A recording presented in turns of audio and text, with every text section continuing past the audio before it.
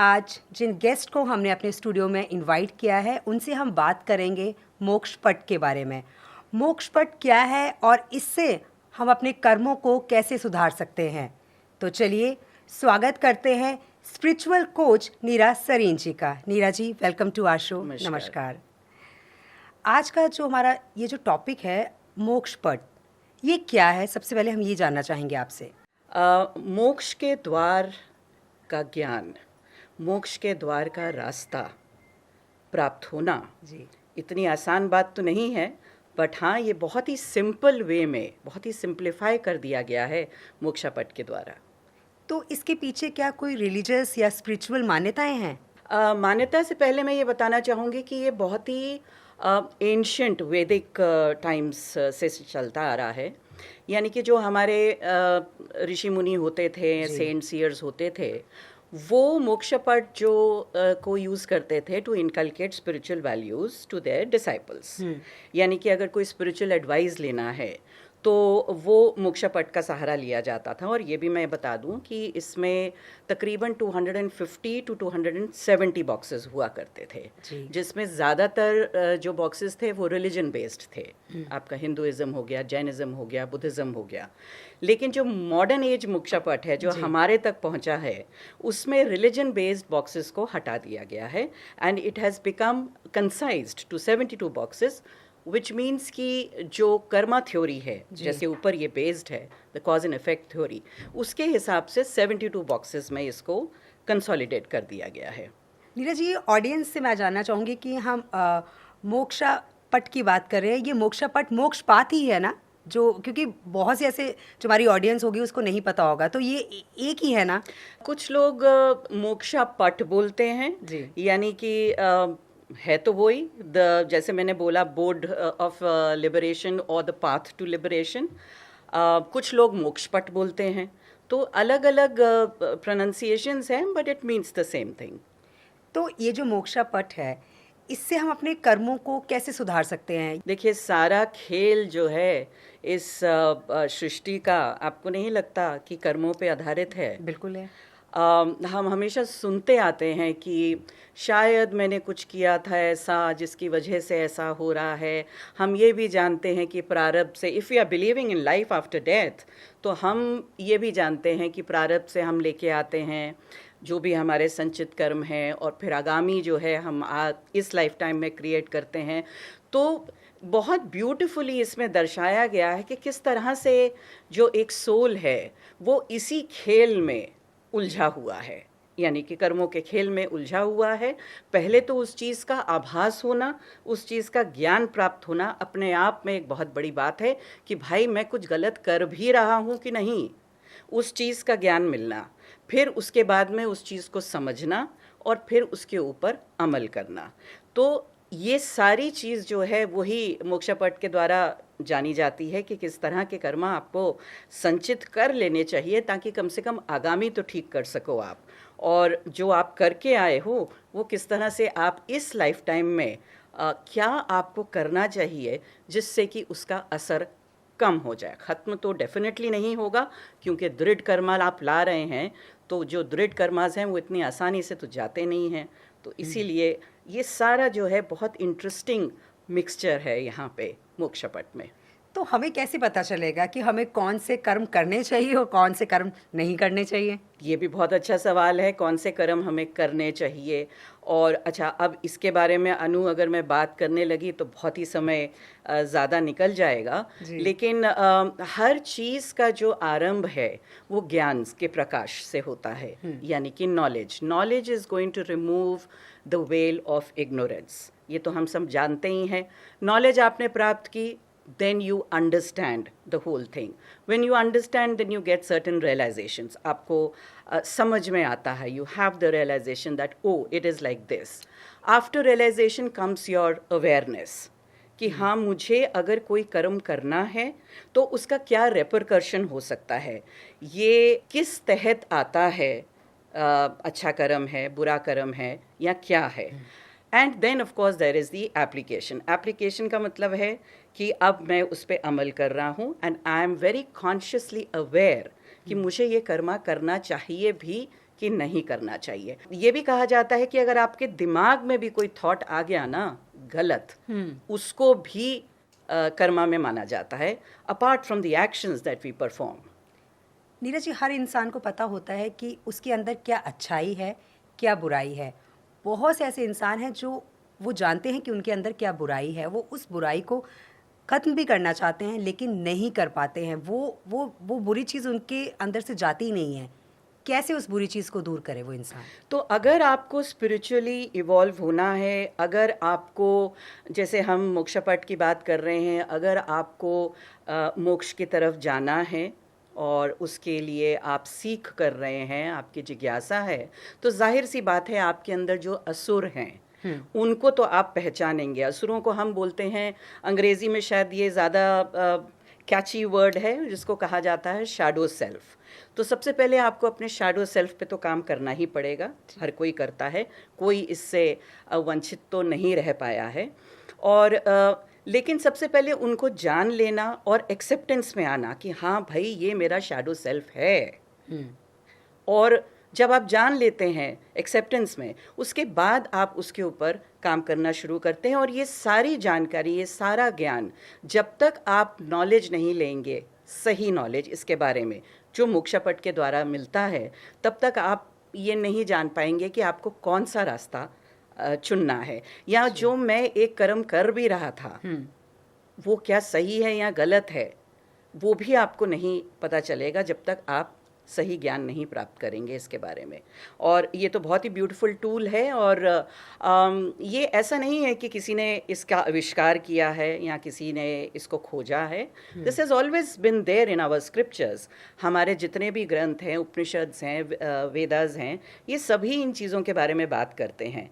और सिर्फ ये कहा जाता है कि एंशिएंट टाइम्स में हमारे संत ज्ञानेश्वर हुआ करते थे, ऋषि जो बहुत फेमस थे महाराष्ट्र में, उन्होंने मोक्षपट को एक कंसोलिडेटेड वे में जो है दिया, ताकि हम उसमें से ज्ञान प्राप्त कर सकें, अपने कर्मों को समझ सकें, उन पर सुधार ला सकें, ताकि हमारा जो एक लैडर ऑफ एवोल्यूशन है आध्यात्म का, वो बढ़ता चला जाए। हम जैसे इंसान हैं, हम जब किसी के साथ कुछ अच्छा करते हैं ना, जब किसी को, जैसे अगर हमने किसी की मदद भी की है, तो हमें ऐसा लगता है कि हमें इसका रिवॉर्ड मिलेगा, भगवान हमें कुछ अच्छा देगा। तो वो एक इच्छा ज़रूर रहती है। वो कहते हैं ना कि जब आप कुछ कर रहे हैं तो आपके राइट हैंड को भी नहीं पता होना चाहिए कि आपने कुछ दान किया है या कुछ दिया है। पर हम लोग कई बार कुछ दान भी करते हैं तो बहुत ज़्यादा उसका बखान करते हैं कि हमने ये किया है, वो किया है। तो क्या वो सही है? अनु जी, सबसे बड़ी बात या सबसे बड़ी बीमारी जानती हैं आप क्या है? इस जन्म में आप अपने आप को सबसे अच्छा व्यक्ति समझते हैं। हाँ। सही कहा। आपके ऊपर अगर कोई भी सफरिंग आती है या कोई भी सौरो आता है या कोई भी ऐसी सिचुएशन आती है, आप ये मानने को ही तैयार नहीं होते कि मैंने कुछ गलत किया। You know that victim mentality, ये आता है कि मेरे साथ क्यों ऐसा हो रहा है, मैंने ऐसा क्या कर दिया, मैं तो बहुत ही अच्छा संत इंसान। लेकिन जो ड्रामा आप पीछे से करते चले आ रहे हो, प्रारब्ध से लेके चले आ रहे हो, उसका भुगतान कौन करेगा? Every soul is coming with a script. आपको शायद पता भी होगा, आप अपनी स्क्रिप्ट स्वयं चुनते हैं, स्वयं लेके आते हैं, and that unfolds as destiny in this life time. लेकिन सबका यही कहना होता है, वही मैं बात करती हूँ बार बार इग्नोरेंस की या ज्ञान की, सबका यही के मानना रहता है कि मैंने तो कुछ किया नहीं, मैं तो बहुत अच्छा, तो मेरे साथ ही ऐसा क्यों हो रहा है, मेरी तो शायद किस्मत ही खराब है। और सबसे बड़ी बात है, आप अपनी किस्मत को भी सुधार सकते हैं। Nothing is permanent in this entire world. Gita में त्रिगुणा शक्ति की बात की गई है, तो क्या ये त्रिगुणा शक्ति का संबंध मोक्षपात से है? त्रिगुणा शक्ति की अगर हम बात करें तो वो जो त्रिगुणा शक्ति के बारे में बात की गई है, वो बेसिकली त्रिगुणात्मक गुणास की बात करी गई है। और हम जानते हैं कि 3 गुणास हैं हमारे, सत्व, रजस और तमस। और मोक्षपट के द्वारा बहुत ब्यूटीफुली, बहुत सुंदर तरीके से ये व्याख्यान किया गया है कि किस तरह से आप अपने तमस को पहले पहचानें, सबसे पहले पहचानें, और किस तरह से आप तमस से रजस पे जाते हैं और रजस आपको फर्दर सत्वा पे लेके जाता है। और हर स्पिरिचुअल एक्टिवेशन का या हर स्पिरिचुअल प्रोग्रेशन का केवल एकमात्र उद्देश्य है, वो है सत्वा। जब तक आप सात्विकता को नहीं छुएंगे, जब तक आप उस लय में नहीं जाएंगे, उस एनर्जी में नहीं वाइब्रेट करेंगे, तब तक स्पिरिचुअलिज्म तो आपसे बहुत दूर है।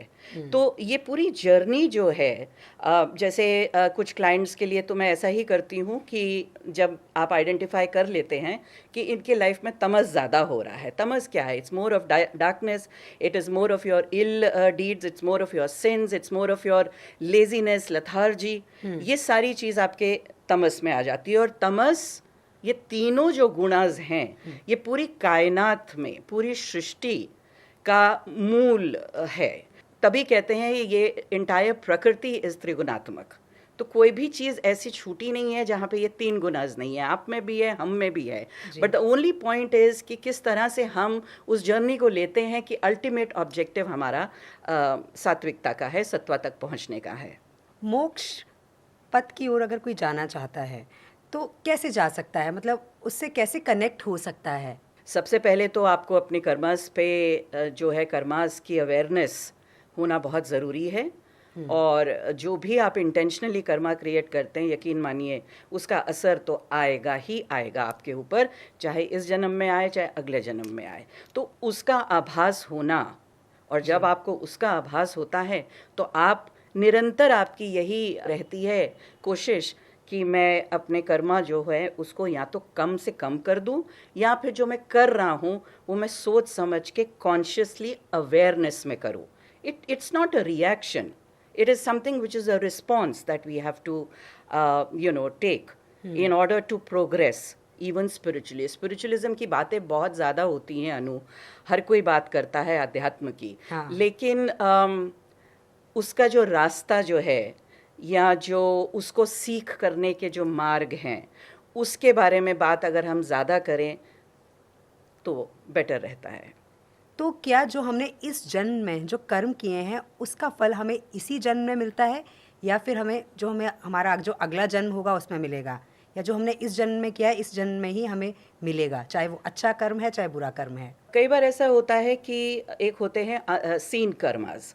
सीन कर्मास होते हैं जो आपको इसी जन्म में मिल जाते हैं आपको। अच्छा। आपने देखा होगा कि कई बार लोग ऐसा कहते हैं कि मैंने किसी के साथ ऐसा किया तो मेरे साथ ऐसा हो गया। So that is something at a very smaller level. सीन कर्मास जो आपके इसी जन्म में कुछ ना कुछ आपके डिसॉल्व हो जाते हैं। बाकी जिसको हम अनसीन कर्मास कहते हैं, वो जाते हैं आपके आगामी में, यानी कि आपके फ्यूचर लाइफ टाइम्स में। So if you are very consciously creating karmas, है ना, तो नेचुरली क्या आपकी कोशिश रहेगी, मैं हमेशा कहती हूँ कि एक फिक्स डिपॉजिट की तरह अच्छा कर्मा बैंक जो है आप क्रिएट करें। बिकॉज अच्छा कर्मा बैंक जब आप क्रिएट करते हैं तो वो क्या होता है, एफडी की तरह। और जब आप सब तो जानते हैं जब आपकी एफडी मैच्योर होती है तो कितना ही मज़ा आता है। तो यानी कि वो जो कर्मा बैंक आपका मैच्योर होगा, it is going to be falling as a grace, as a mercy on you. तभी हम कहते हैं ना कि शफा हो गई मेरे पे, जाने कहाँ से क्या हो गया कि ये चीज़ मुझे मिल गई, या ये शफा या ग्रेस मेरे पे हो गई। तो ये चीज़ जो है ज़्यादा अहमियत रखती है। अगर आप कर्मा की अगर हम बात करें तो कर्मा की जानकारी, किस तरह से आप विशफुली इंटेंशनली अच्छे कर्मास को क्रिएट करते हैं, और वो बैंक आप क्रिएट करते चले जाएं, बस ये उद्देश्य रहना चाहिए।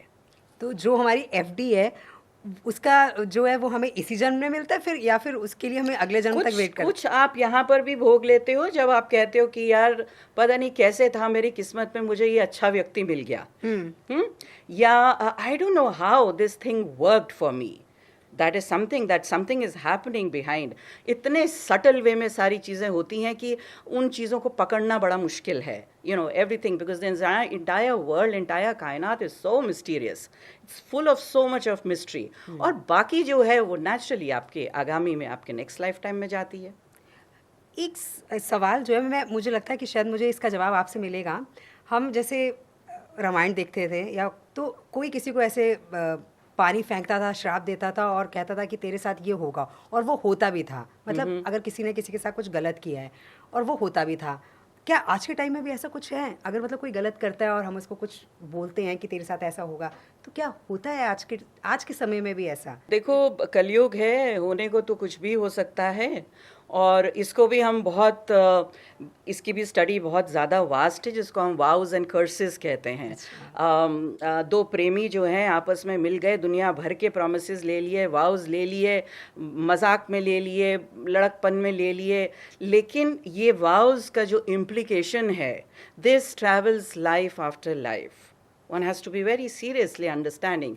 और कर्सेस, जिसको हम श्राप कहते हैं, या आजकल तो थोड़ा सा भी किसी ने किसी को तंग कर दिया तो टक से एक श्राप आ गया या फिर एक कर्स दे दिया गया। ये भी इतने लाइफ टाइम्स आपको पीछे फेंक देता है with respect to your soul's progression, कि आपको you will be surprise to know this. तो इसलिए जब हम पढ़ाते हैं तो हमें ये बताना पड़ता है कि vows and curses are something which you have to be very very aware of.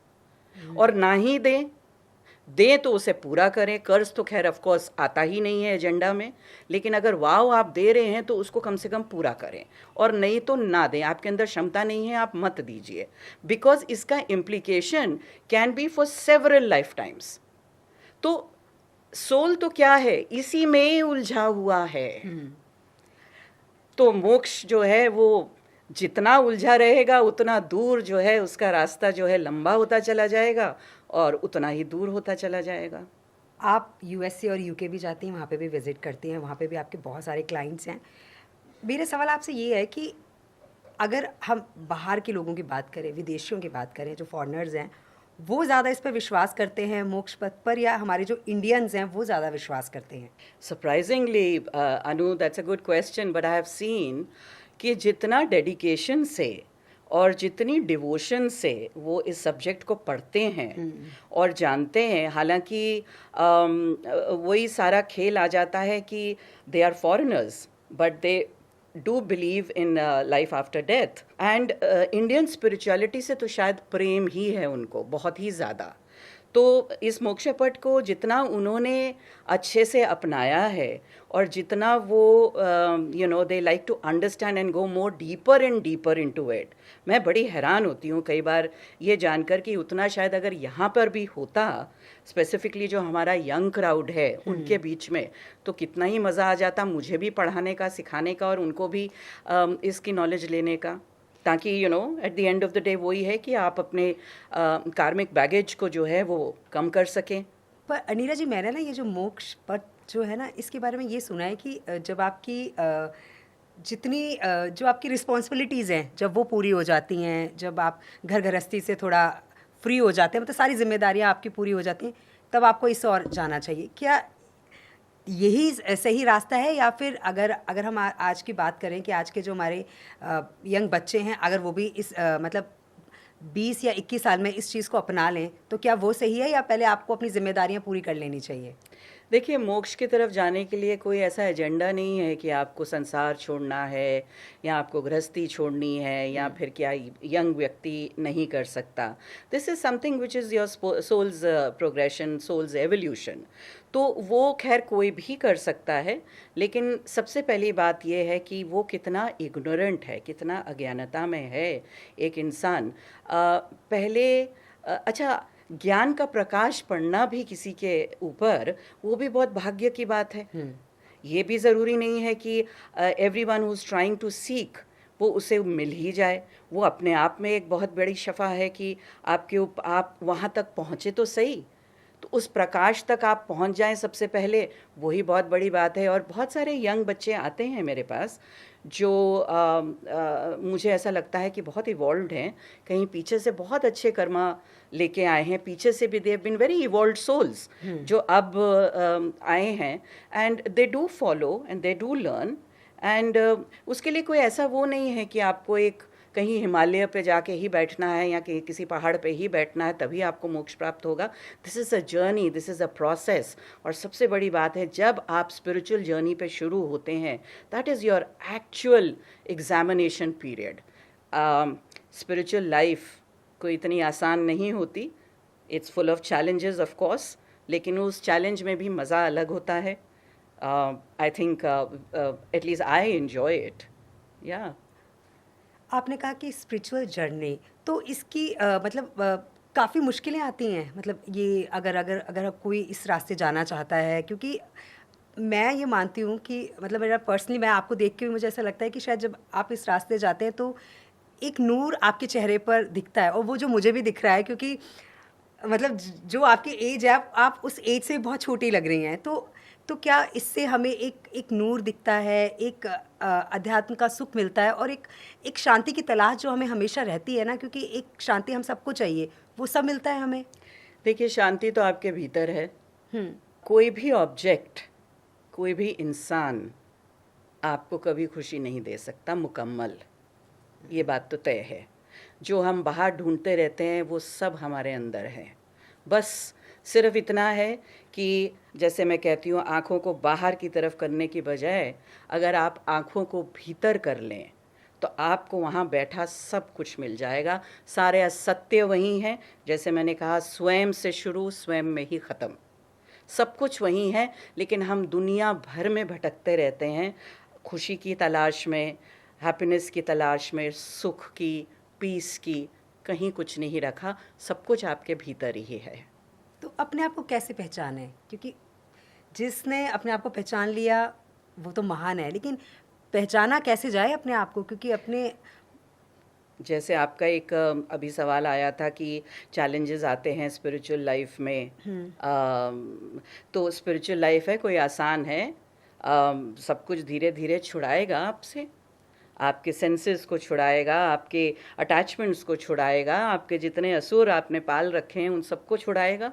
धीरे धीरे तो सब कुछ छूटा है. आप अकेले आए हैं, अकेले जाएंगे.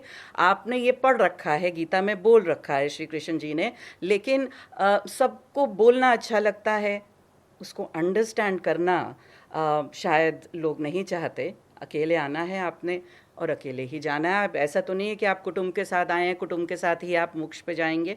ये आपका स्वयं का अकेले का रास्ता है. तो जब चैलेंजेस आते हैं तो धीरे धीरे आप छूटते हैं. लेकिन स्पिरिचुअलिज्म में ऐसा रहता है कि वो आपको तैयार भी करता है उन चीज़ों के लिए. आपको डिटैचमेंट के लिए तैयार करेगा, आपको जिसको हम कहते हैं डिटैच्ड अटैचमेंट के लिए आपको तैयार करेगा.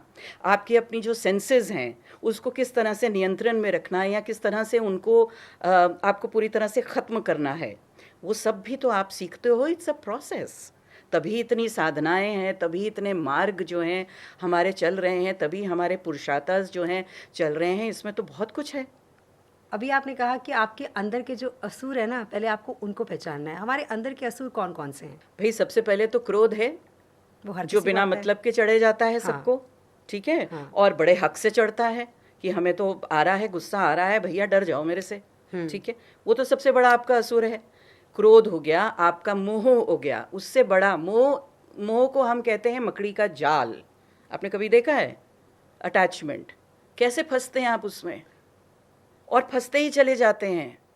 हर चीज़ के अटैचमेंट में, आप अपने नाम के, अपने शरीर के, अपने रिश्तों के, अपने बच्चों के, उनके बच्चों के. पर वो अटैचमेंट तो एक मतलब होगा ना, क्योंकि वो हमारा अपना है, तो उससे हमें अटैच होगा. आपका अपना है, आपका अपना है, आप मान रहे हैं, लेकिन आप सिर्फ निमित्त हैं. अगर मैंने भी एक बच्चा पैदा किया है तो मैं केवल निमित्त हूँ उस बच्चे को इस संसार में लाने के लिए. लेकिन वो बच्चा अपनी भी तो एक जर्नी लेके आया है, और वो अपनी जर्नी के हिसाब से अपना स्क्रिप्ट जो आया है वो भी तो उसकी अनफोल्ड होगी. आप बताइए, आप अपनी ज़िंदगी में आप अपने बच्चों के लिए, except for providing the best that you can, आप कुछ भी और कर सकते हैं क्या? उसकी जर्नी को आप चेंज कर सकते हैं? नहीं कर सकते. ये बहुत बड़ा भ्रम है हमारा. मदहोश रहना, इंटॉक्सिकेटेड. किस चीज़ का इंटॉक्सिकेशन? आपकी पावर का, आपके रुतबे का, आपके पैसों का, आपके हुस्न का इंटॉक्सिकेशन. ये भी आपका एक बहुत बड़ा असुर है. और फिर आ गई आपकी जेलसी, आपकी ग्रीड, आपकी एनवी. अच्छा, एनवी भी दो प्रकार की है. एक तरफ एनवी जो पॉजिटिव है वो है आपका इंस्पिरेशन, आपने किसी को देखा, आपको इंस्पिरेशन हुआ, और दूसरी तरफ है जेलसी, आपने किसी को देखा, कोई अच्छा, कोई चढ़ रहा है ऊपर, कोई सक्सेसफुल हो रहा है, आपसे बर्दाश्त नहीं हुआ। तो एनवी के भी दो रूप हैं। तो ये सारे आपके असुरी तो हुए। नीरा जी, जब कोई व्यक्ति आपके पास आता है अपनी प्रॉब्लम्स को लेकर, तो आप कैसे जानती हैं कि वो कितना नेगेटिव है? देखो, बहुत सारे तरीके हैं अनु उसके लिए। एक तो एक तरह से ग्रेस कह लीजिए, एक तो ऑरा जो है उनका जो आभा मंडल है उससे भी पता चल जाता है उस तरह कि वो किस उसमें प्लेन में है। नेगेटिविटी भी कई तरह की होती है, मतलब वो किस लेवल की नेगेटिविटी है उसका जो है जानकारी मिल जाती है। फिर जो टूल्स हम यूज़ करते हैं उसके थ्रू भी ये पता चल जाता है कि वो इस समय इस लाइफ टाइम में कौन सी एग्जिस्टेंशियल प्लेन में वाइब्रेट कर रहा है, और उसको मैं क्या फर्दर दे सकती हूँ, या उसको क्या एडवाइस, सजेशन, रेमेडी या जो भी है वो दे सकती हूँ जिससे कि वो आगे अपनी जो है जर्नी ठीक कर सके। और मोक्षा पट के द्वारा मेरा हमेशा ये ऑब्जेक्टिव रहता है, मैं स्टूडेंट्स को भी यही बोलती हूँ कि सभी को आपका ऑब्जेक्टिव एज अ रीडर उनको सत्वा की तरफ ले जाना है। जी, और ये सत्वा क्या है? सत्वा, जैसे हमने पीछे बात करी थी त्रिगुणाज की, तो सत्वा, रजस और तमस, ये तीन गुणाज हैं। सतोगुण को हम कैसे पहचानते हैं? जैसे कि something which is very pure, purity हो गया, आपका पीसफुलनेस हो गया, आपकी जो भी गुड कर्मास हो गए, आपका जो भी एक इनफैक्ट इतना ब्यूटीफुल है जिस तरह से आप कपड़े पहनते हैं, जो कलर चॉइसेस आप करते हैं, जो ज्वेलरी पहनती हैं, आपका जो भी आचरण है, व्यवहार है, वो सब बहुत सटल हो, पीसफुल हो, ह्यूमिलिटी हो जिसमें, दैट इज़ योर सात्विकता। सात्विकता के पूरी आपकी डाइट आती है जिसमें कि आप किस तरह का खाना खा सकते हैं जो आपको हेल्प करेगा आपकी बॉडी को। So we all know that our body is made up of the food that we eat. तो सात्विक विचार रखना, पॉजिटिव थॉट्स रखना, वो आपके ऑरा में रेडिएट होना, वो आपके सत्वा में आ जाता है। Rajas is more of creativity, rajas is more of grandeur, rajas is more of presentation, right. जैसे कि कोई भी बहुत चीज़ अच्छी डेकोरेट हो गई, that presentation part of it, that elaboration, वो रजस है आपका। एंड तमस इज आपकी lethargy, it is to do with your laziness, it is to do with your lifestyle problems, it is to do with your ill thoughts, your negative thoughts which is there, that is your tamas. खाना भी जो है हमारा, जितना भी nonveg आता है वो ज़ीरो प्राणा का खाना हम कहते हैं, वो भी आपका तमस में आ जाता है। And if even there are other certain herbs also which and other things, vegetables and stuff also which comes under तमस कैटेगरी, जिसको खा के आपको लेजीनेस फील होती है, आपको नींद आ जाती है, आपको काम करने का मन नहीं करता, आपका दिमाग शायद उतना एक्टिव नहीं रहता। तो ये जो गुनाज हैं, this is their interplay of गुनाज सबके अंदर होता है, पूरी सृष्टि में है, और यहीं पे हमें अपने तमस को ख़त्म करना है। ख़त्म तो शायद पूरी तरह से ना भी हो पाए, पर बहुत मिनिमल करना है, और डोमिनेंट जो गुना जो है आपका वो सत्वा होना चाहिए। नीरा जी, आपने 4 पुरुषार्थ की भी बात की थी, अब वो क्या है? हाँ, 4 पुरुषार्थों का तो सबसे अच्छी बात है कि अगर आप किसी का हॉरोस्कोप भी देखते हैं ना, एस्ट्रोलॉजी भी देखते हैं, तो भी आपको पता चल जाता है कि ये व्यक्ति जो है किस चीज़ के लिए आया है बेसिकली। और ये 4 पुरुषार्थ हैं आपके धर्म, अर्थ, काम, मोक्ष। तो एक व्यक्ति का पर्पस जो है इस लाइफ टाइम में, वो वहाँ से कैटेगराइज हो जाता है कि क्या उसका धर्म का ज़्यादा रोल है, या उसके अर्थ का ज़्यादा रोल है, या फिर उसके काम का ज़्यादा रोल है, या मोक्षा का ज़्यादा रोल है इस लाइफ टाइम में। धर्म तो वही हुआ कि आपने अपना रोल जो आप प्ले कर रहे हैं, जो धर्म जो आप अपना प्ले कर रहे हैं, as whatever you are doing in a relationship, और if you are into something, जैसे एक आपके आर्मी में कोई है, उसका धर्म है टू प्रोटेक्ट द कंट्री, तो वो उसी के तरफ एक्शन करेगा। एक टीचर का जो है वो धर्म क्या है कि अच्छे से डेडिकेटेडली डिवोशन से पढ़ाना। सो वो आपके धर्म के तहत आ जाता है कि rightful duties and the rightful roles that you are playing, ये आप मोक्षा पट के द्वारा जानते हैं कि ये क्या है और इसको कैसे निभाना है।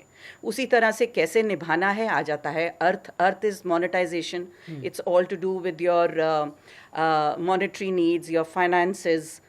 इसको ये कितनी अहमियत या कितना प्रायोरिटाइजेशन आपकी लाइफ में इस चीज़ का होना चाहिए, वो आपका अर्थ पे आ जाता है। काम is to do with your desires. और सबसे बड़ी बात ये है ये समझना the difference between need and want. आपको ये पता होना चाहिए कि ये मेरी ज़रूरत है और ये मेरी इच्छा है। That means my want, my desire, and desires are endless. तो काम जो है ये उसको दर्शाता है और हम जान पाते हैं कि किस तरह से इसको समझना है और निभाना है। और फिर इन सब चीज़ों को जब आप समझ लेते हैं, क्लैरिटी आ जाती है, तो जाहिर सी बात है मोक्ष का रास्ता जो है वो अपने आप बन ही जाता है। तो उस रास्ते के लिए कोई व्यक्ति इस लाइफ टाइम में क्या क्या कर रहा है, कैसे कैसे कर रहा है और किस तरह की जर्नी ले रहा है, वो सारा कुछ आप मोक्ष पट में भी जान पाते हैं।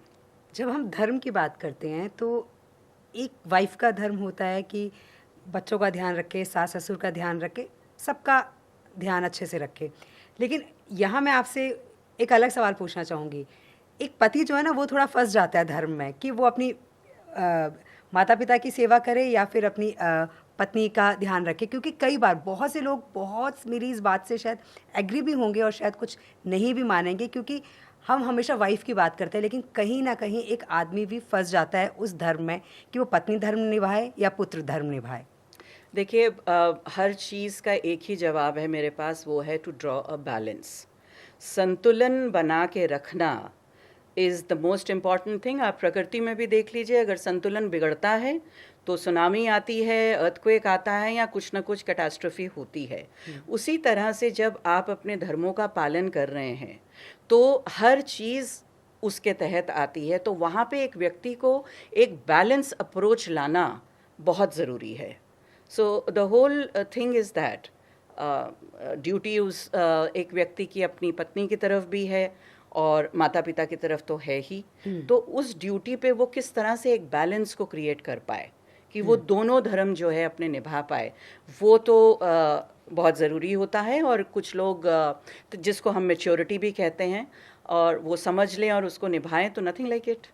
बैलेंस रखना बहुत ज़रूरी है क्योंकि ये एक व्यक्ति ही कर सकता है कि उसको वो बैलेंस किस तरह से रखना है। नीरज जी, आपके पास बहुत सारे ऐसे केसेस आते होंगे, बहुत से लोग आपके पास आते होंगे।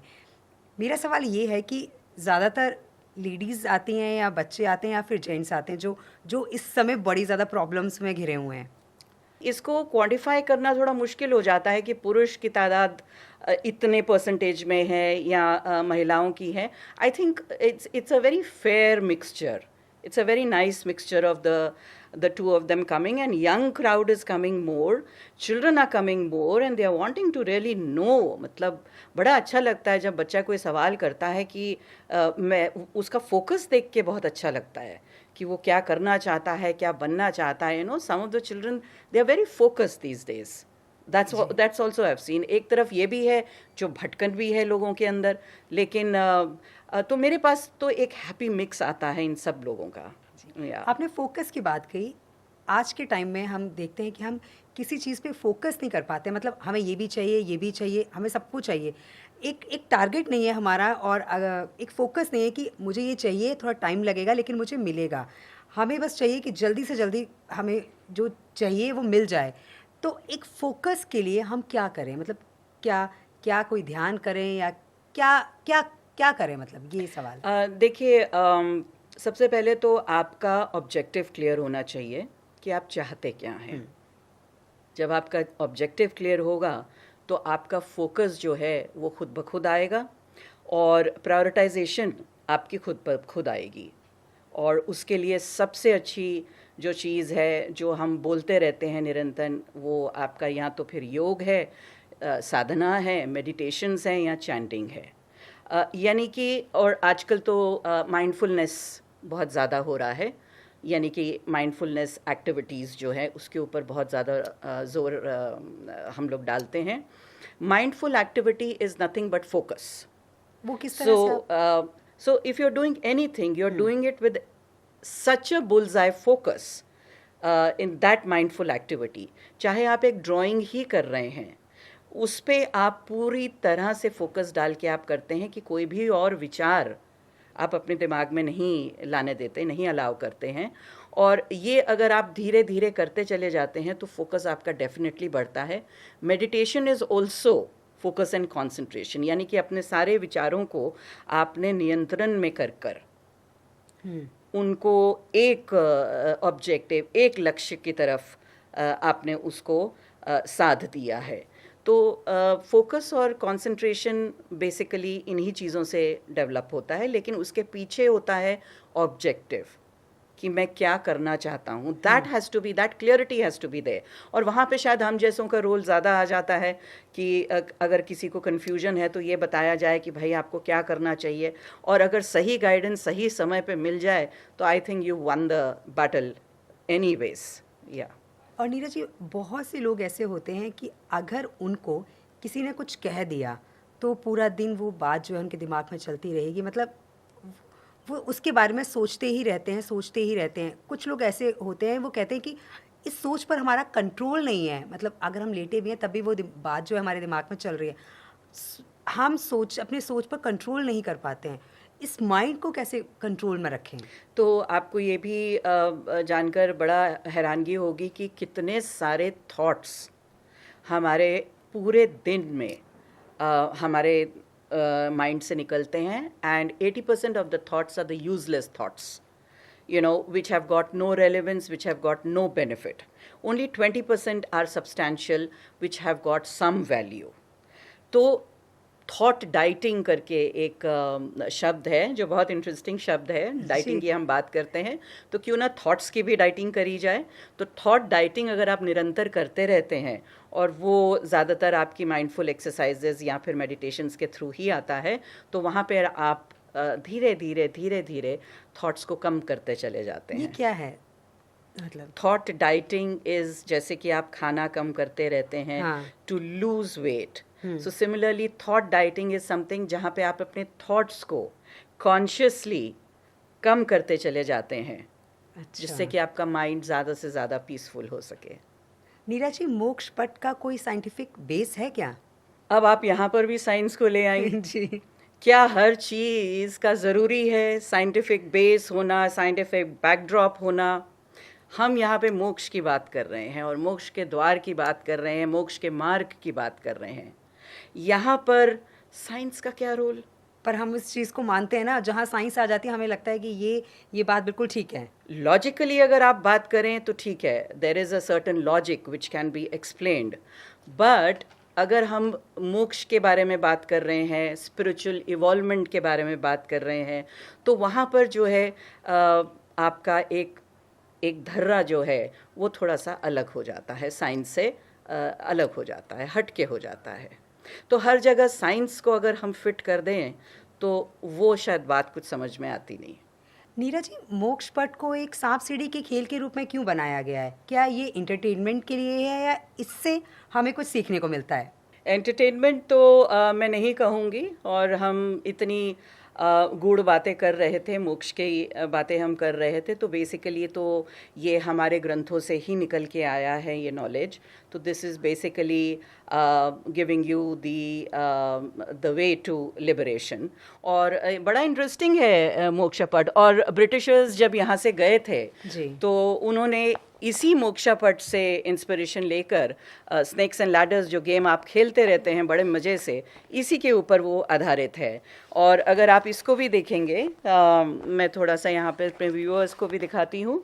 इस तरह से आपकी स्नेक्स एंड लैडर्स ये हैं, और दीज स्नेक्स एंड लैडर्स ये बहुत कुछ रिप्रेजेंट करते हैं. इसके बारे में कभी फुर्सत से फिर बात हम कर सकते हैं.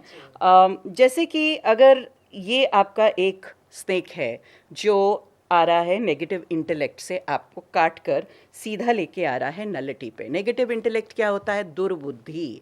आपने तो ये देखा ही होगा कि जब भी आप दुर्बुद्धि का इस्तेमाल करते हैं तो कहाँ होता है? सब कार्य आपके रुक जाते हैं या फिर आपको नुकसान हो जाता है। तो नलिटी वो क्षेत्र है जहाँ पे हम कहते हैं स्टैंड स्टिल, सब चीज़ों का थम जाना, रुक जाना, because you have to have the realization कि मैंने अपनी बुद्धि का, सही विवेक का इस्तेमाल क्यों नहीं किया। तो इस तरह से ये बहुत सारे स्नेक्स हैं और बहुत सारे लैडर्स हैं। कौन सा ऐसा कार्य आप करते हैं, कौन सा ऐसा कर्म आप करते हैं जिससे कि आपको लैडर मिल जाती है और ऊपर आप पहुंच जाते हैं। तो सारा खेल जो है, अगर मैं थोड़े से शब्दों में अगर आपको मैं बताती हूँ, तो सारा हम लोगों का as far as the soul is concerned इसी में घिरा पड़ा है। And it is so extremely interesting to have this knowledge of मोक्ष पट।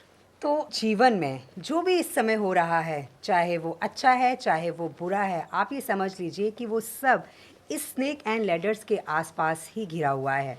मैम, आपने अपना इतना समय हमें दिया और वाकई मुझे आज आपके साथ पॉडकास्ट करके बहुत मज़ा आया। पुरानी यादें ताज़ा हो गई और कुछ नई चीज़ें हमें सीखने को मिली। थैंक यू सो मच कि आपने अपना टाइम हमें दिया। Thank you ma'am. Thank you. आत्मनमन।